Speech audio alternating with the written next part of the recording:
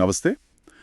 आज हम जिन स्रोतों की गहराई में जा रहे हैं वो हमें ले चलते हैं नेपाल की काठमांडू घाटी, वहां के मूल निवासी नेवार समुदाय के पास। उनका जीवन शहरीपन और परंपरा का एक अनूठा संगम है।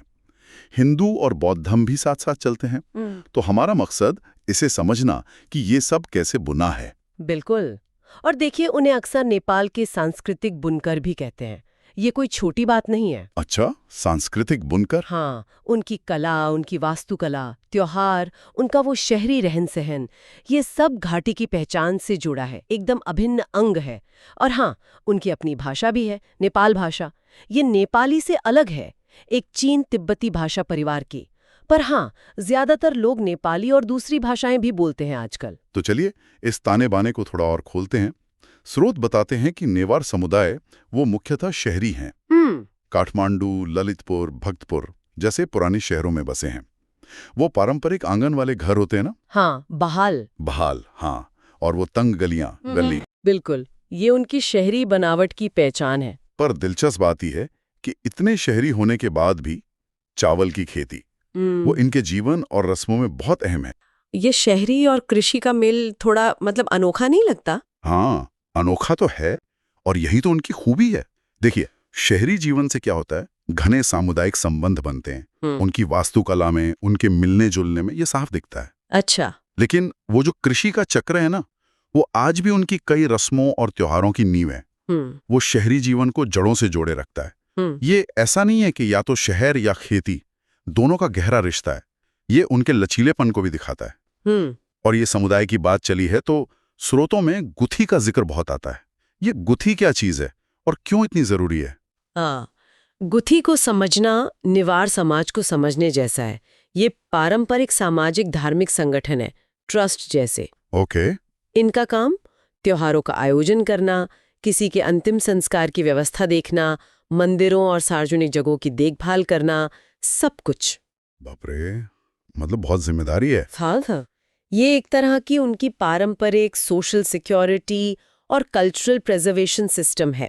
और इसी तरह जीवन के जो पड़ाव है ना, जन्म से मृत्यु तक, उनसे जुड़े संस्कार भी हैं। जैसे लड़कियों के लिए इही होता है, एक प्रतीकात्मक विवाह बेल फल के साथ। माना जाता है ये उनकी रक्षा करता है, समाज में उनकी जगह पक्की करता है। अच्छा। और लड़कों के लिए बरहा या कायता पूजा जैसे संस्कार हैं। ये सब चीजें, ये संस्कार पीढ़ी दर पीढ़ी उनके सामाजिक मूल्यों को, उनके जुड़ाव को मजबूत करते हैं। ये समुदाय और रस्मों का जाल, ये उनके धार्मिक विश्वासों में भी दिखता होगा। आपने कहा हिंदू और बौद्ध धर्म का संगम। हाँ, बिल्कुल। और ये सिर्फ मिक्सचर नहीं है, ये एक तरह का सिंथेसिस है, एक अनूठा संगम। कैसे? जैसे हिंदू देवी देवता हैं तलेजू, गणेश, भैरव, उनकी पूजा भी पूरी श्रद्धा से होती है। और साथ ही वज्रयान बौद्ध परंपराएं भी चलती हैं, जो बौद्ध धर्म का एक तांत्रिक रूप है। और उनके त्योहार, वो तो इसका जीता जागता सबूत है। जैसे इंद्र जात्रा ले लीजिए। हाँ, सुना है। उसमें जीवित देवी कुमारी की पूजा होती है, और कुमारी को हिंदू और बौद्ध दोनों ही मानते हैं। अच्छा, ये दिलचस्प है। या फिर भक्तपुर के बिस्का जात्रा, उसमें रथ खींचे जाते हैं। ये त्योहार सिर्फ मजे के लिए नहीं है, ये उनके समाज, उनके धार्मिक समन्वय के बड़े प्रदर्शन हैं। ये समन्वय, ये मिलाप उनकी कला में भी आता होगा। स्रोत लकड़ी, पत्थर, धातु की कारीगरी, संगीत, नृत्य का जिक्र करते हैं। बिल्कुल आता है।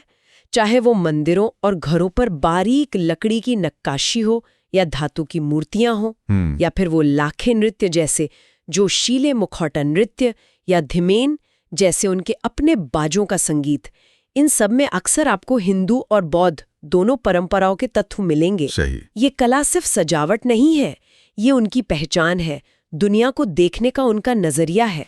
और खान पान, क्या वो भी इस सांस्कृतिक बुनावट का हिस्सा है? स्रोत में समय बज्जी और चटामरी जैसी चीजों का जिक्र था। अरे हाँ, बिल्कुल।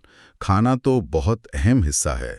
समय भज्जी को लीजिए, ये सिर्फ कुछ चीजों की प्लेट नहीं है। चिवड़ा, भुना हुआ काला सोयाबीन, मांस, अंडा वगैरह, ये धार्मिक दावतों और सामाजिक मौकों का जरूरी हिस्सा है। ये दिखाता है कि समुदाय कैसे संसाधनों का इस्तेमाल करता है, कैसे साझेदारी करता है। अच्छा। या वो चटामरी, जिसे मजाक में नेवार पिज्जा कह देते हैं, चावल के आटे का पैनकेक जैसा, खास मौकों पर बनता है। मतलब खाना भी रस्मों और समाज से जुड़ा है। एकदम, यहां तक कि उनका पहनावा भी, जैसे महिलाओं की हाकू पतासी, वो लाल बॉर्डर वाली खास काली साड़ी, वो भी उनकी पहचान का एक जरूरी निशान है। तो इन सभी स्रोतों को अगर हम एक साथ देखें तो नेवार जीवन शैली वो सांस्कृतिक रूप से बहुत समृद्ध है, समुदाय पर टिकी हुई है और रस्मों रिवाजों से गहराई से जुड़ी है।